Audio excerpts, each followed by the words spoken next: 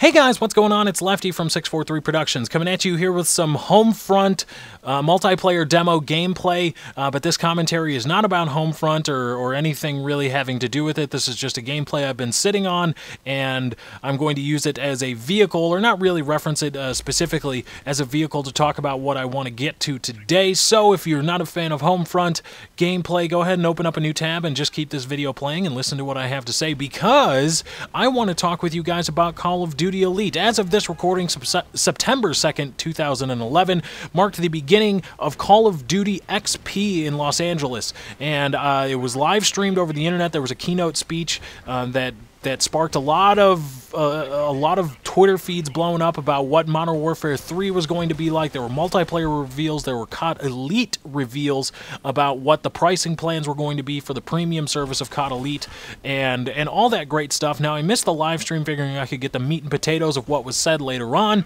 but I decided to go to the Call of Duty website just to look around, and they had made some changes to the Elite page, callofduty.com/elite. There was a FAQ, or frequently asked questions, section that now included some other things, a lot more information, and there was a breakdown of what you will and will not get with Call of Duty Elite, the free version and the premium version, and all that stuff. There will be links in the description for you to check out on your own, but I want to talk with you guys about Call of Duty Elite. I'm sure there will be plenty of videos talking about Modern Warfare 3 multiplayer. I'm sure I will do some in the coming future, but really, I want to focus on COD Elite, because the notion of paying to play, when I first heard about COD Elite, the notion of paying to play or paying for some service, some online service for a console multiplayer game, really irked me.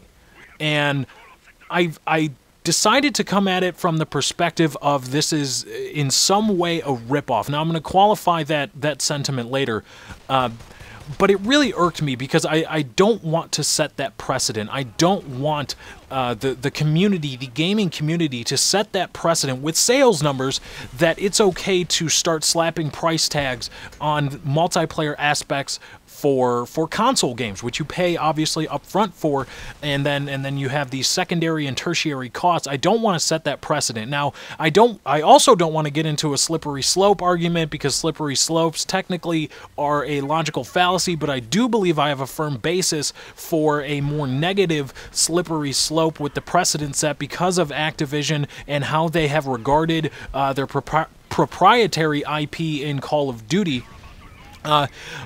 But I just want to talk about Call of Duty Elite, because a lot of specifics have been revealed today, and I want to break them down. And again, there will be links in the description to the Call of Duty website where you can research for yourself. Now, here this is gospel. Okay, what I see on the Call of Duty website is gospel. I don't care what some guy tweeted. I don't care what somebody said in something or another. What I see on the website is gospel, because that has been fed through the, I guess whatever you want to call it, propaganda machine, or that is, there had to be a meeting where somebody said, okay, put this specific information on our website, and so that to me is gospel. That is what they are going to do until it is taken off the website or changed in any way. That is what I am going to be going off of and drawing my inferences from. But like I said, I came into this with the connotation that in some way this was a ripoff, because regardless of how Activision wants to bill itself to the gaming community, regardless of how they want to take the friendly kind of approach, say, hey, we want to help out gamers, we want to get you the best content for the best prices, that's crap. They are a business. They are a publicly traded company that files regular reports to the Security and Exchange Commission here in the United States. They have stockholders. They have investors that they have to look out for. I have to assume they have a board of directors that are looking over the bottom line and the profit margins and all that, and they want to make their money. That is what a business, that is what a corporation does. They turn a profit. They are a for-profit company. They are not a not-for-profit gaming corporation. That is not what they are. They are in this to turn a profit. So when I heard about Call of Duty Elite initially, and really looking at the information today, I had to believe that on some level this was a way for Activision to make more money, because that's what corporations do. And I'm going to talk here specifically about DLC and map packs and all that stuff.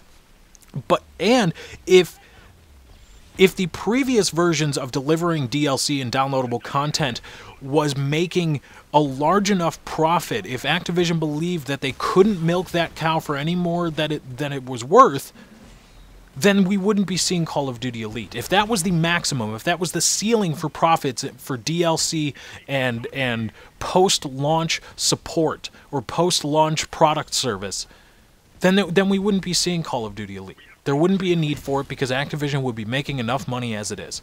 But anyway, let's get down to business. Let's get down to the brass tacks of what was revealed about Call of Duty Elite. First and foremost, Call of Duty Elite will be released as an annual subscription. I don't know if that means calendar year or per game, because as we know, Activision has been releasing Call of Duty titles on a yearly cycle, and they have two developing firms that are responsible for pushing out titles every single year. But I will pose that question possibly later in this video or possibly in another commentary. I don't know how long this is going to run. It's already pretty damn long. Wow! But regardless, you will be paying $49.99 for 12 months of service from the Call of Duty Elite for the premium stuff. Call of Duty Elite will also have a free version that you just have once you sign up, and there will be links in the description so you can break down what you get with that. But $49.99 for about 12 months of service, that comes out to around a little over $4 per month, which falls right in line with what Eric the Aviator, or Eric aka Aviator, pontificated in our Dualcom about COD Elite. And with that, you will be getting, and I'm going to try to get some overlays here from the Call of Duty website going. But starting in early 2012, the website says there will be 2 to 3 DLC packs or DLC content. I'm assuming here that they were regarding each DLC as individual, like one map or one game mode. They will be released over 9 months starting in early 2012, all the way up to about 20 individual DLCs. Now, they say on the website also that these 20 DLC packs, were it not for Call of Duty Elite, would be worth about $60, meaning if you were to buy them, let's say through Xbox Live or the PlayStation Marketplace or whatever it is, PlayStation Network, they would be about $60. But with Call of Duty Elite, you get them at no additional charge, meaning the $49.99 you paid up front covers you all the way through all of the Modern Warfare 3 DLC. That means you'll be getting a $60 value for $49.99. Now that perks a lot of ears up, because oh my gosh, I'm getting a $60 value for about $50 plus everything else, right? Well, not so much, because when people hear DLC, when they think DLC, I have to assume they immediately jump to the conclusion of maps, multiplayer maps. But that's not all you're getting with the 20 DLC count that Activision or whoever it is, I have to believe it's Activision, that Activision is giving us, because you're not going to be getting 20 multiplayer maps. You are not going to be getting that. They make a specific point of saying that you will be getting 20 pieces of DLC that include multiplayer maps as well as other aspects. They include, like, let's say, different game modes. I'm not sure what that means, and special ops DLC, whatever that is. I don't know, different special ops stuff, whatever stuff can be considered DLC for Spec Ops, and then different game modes. Now, I'm not sure exactly what that means. I don't know if that means survival mode maps. I don't know if that means something completely different, but the point is that there are 3 categories of DLC that constitute the 20 DLC count that Activision is giving us, and only one of them are multiplayer maps. Now, with Modern Warfare 2, let's use that as a rubric, we got 10 multiplayer maps. Now, of course, Infinity Ward was in shambles and being sued and countersuing and all this great stuff, but we got 10 multiplayer maps. And with Black Ops, again, an Activision-owned game or IP, we got, let's see, I think 12 multiplayer maps in a total of somewhere around 17, 18... Oh no, probably more than that. Probably closer to 20 individual DLCs when you total up all the zombies or the zombie packs that were released. So we've gotten about 20 DLC packs, or 20 individual DLCs for Black Ops, and 10 multiplayer maps for Modern Warfare 2. Now, of the 20 DLCs that were released for Black Ops, again, 12 were multiplayer maps only. Now, I have to assume that there's going to be a similar formula implemented with Modern Warfare 3, and given the fact that there will be 20 DLCs and Activision values them at $60, that means they individually value each DLC at $3 a pop. Simple math, right?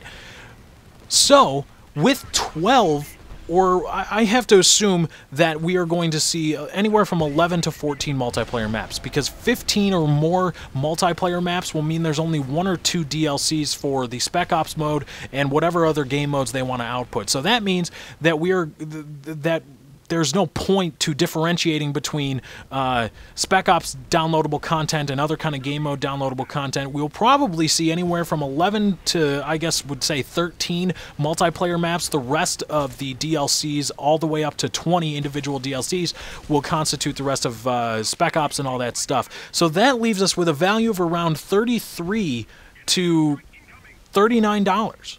In multiplayer maps, the meat and potatoes of what people go to DLC for, because it's not Spec Ops, it's not whatever else. You want multiplayer maps, that's what DLC is, that's what it is meant to be, and so we are getting, for a $50 annual subscription, we are also getting about $33 to $39, maybe a little bit more, of multiplayer maps, which is what everybody is about.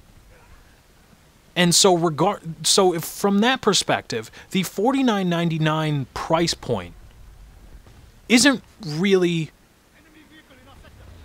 worth the DLC that you get in return, at least when it comes to multiplayer maps. Now, that doesn't mean that COD Elite, the premium version, is a ripoff. In fact, I actually think it's best, because, or it's the best option, because obviously you're going to be overpaying. You're going to be overpaying regardless.